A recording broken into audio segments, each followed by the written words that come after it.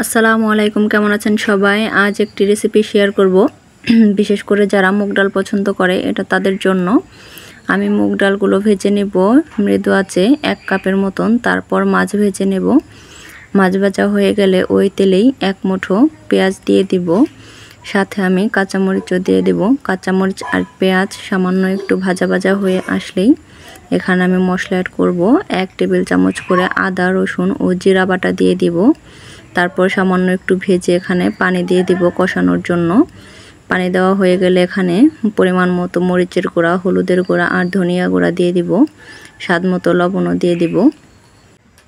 সব মশলাগুলো ভালো মতো অল্প আঁচে কষিয়ে নেব। মশলাগুলো ভালো মতো কষানো হয়ে গেলে আগে থেকেই ভেজে রাখা মুগ ডালগুলো দিয়ে দিব। মুগ ডালগুলো দেওয়া হয়ে গেলে এখানে আরও একটু পানি দিয়ে দিব ডালগুলো কষানোর জন্য।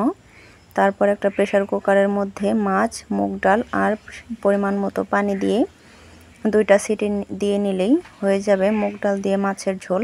এই রেসিপিটি খেতে কিন্তু অনেক মজা। যারা এখনও খাননি অবশ্যই বাসায় ট্রাই করবেন। আর ভিডিওটি ভালো লাগলে অবশ্যই একটা লাইক দিয়ে পাশে থাকবেন। আল্লাহ হাফেজ।